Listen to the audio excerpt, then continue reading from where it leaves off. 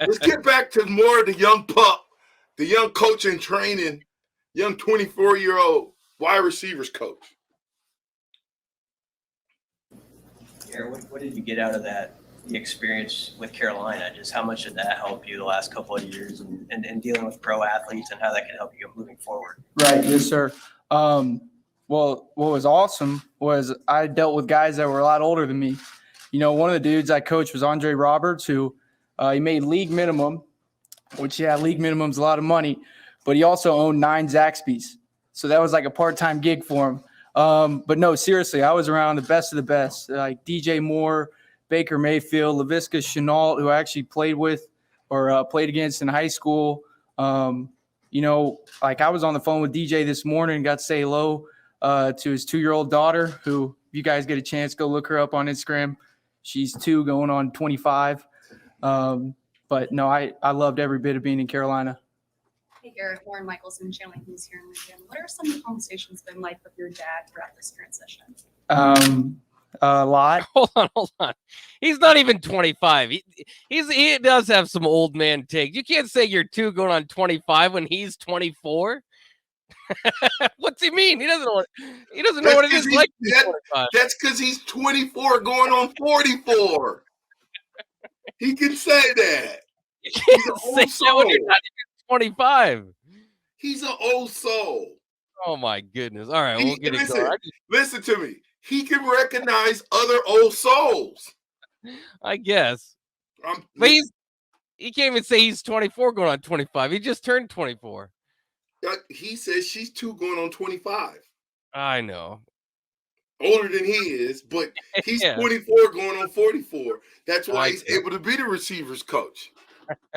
Also, I thought it interesting too with that little comment there too.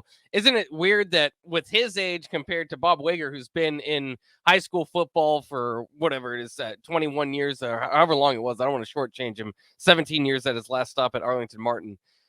He's adjusting to dealing with high school kids, the older guy is, while the young cat's adjusting to dealing with older guys than the college kids that he's coaching. So it's just kind of a weird situation where both those guys were brought up to the podium yesterday, and the questions are to the young guy, to the 24-year-old, how is it going to be to adjust from the pro age to the college age, and then the older guys, how are you going to adjust from high school age to college age? So I thought that was kind of interesting distinction too. We can keep it rolling here. Yeah. Before you do though, but no, good distinction. But the thing I love about the what's his name, the tight ends coach, Bob Wager. Yeah, Coach Wager. The thing I like about him is that when you're a high school coach for that long, he's seen all walks of kids come into his institution. Like I'm talking about, he's touched more kids probably over his 30 years than some college coaches touch. Right? And you're talking a critical age bracket too. Mm-hmm. So he knows these young men at a different level from him being a high school coach and getting them when they're 14, 15, 16 years old. All he's doing now is now he's just going to raise the bar and take what he already knows and then continue to learn. I think when you get high school coaches, head coaches, I think that's a good thing. They always make good college coaches because they're used to dealing with the young men.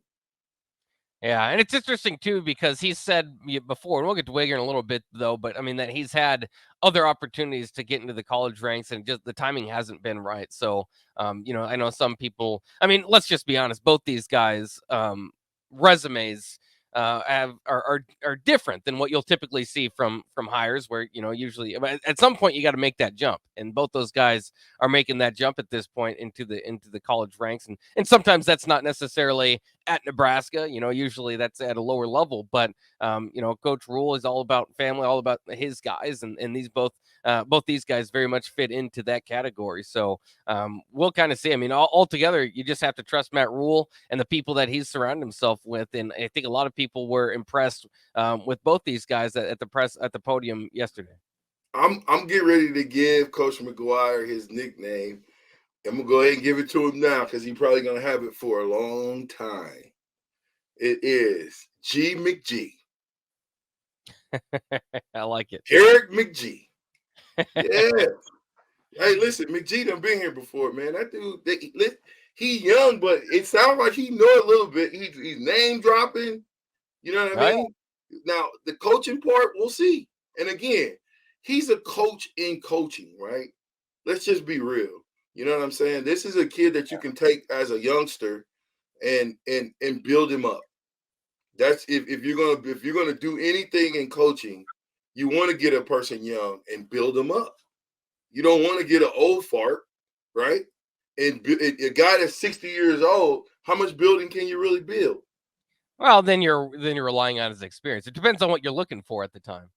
Yeah, well, it depends on if he wants to go to another level or is he content with staying where he's at. But I'm quite sure this young buck whose dad is a college coach, he has in his mindset he wants to be a head coach one day. Yeah, this isn't the end result for him. I mean, he's going to keep working. But it is interesting too, as we talk about it, just the distinction for the wide receivers in that room, because they go from one of the top wide receiver coaches in the nation, who obviously kind of changed that locker room around, and for a lot of them was just a almost you could say it could become a father figure as opposed to a guy that's almost like a peer. And a guy that's learning on I don't want to say learning on the fly, but certainly a different approach. So for those guys that are in the room, and some of them left the room for that in that previous guy was there. So I'm not saying it was all great for everybody, but obviously Trey Palmer had quite a bit of success. But it's just the distinction between those two is very interesting, because you don't. I mean, obviously, Mickey Joseph had his own aspirations of becoming a head coach, and he did that partially at Nebraska. But it's just the complete opposite. You're not necessarily looking to coach him up to be, because he was just a veteran in the business. He's been around and had his own resume built up to where he had two of the top receivers in the NFL. Obviously, played for him a national championship.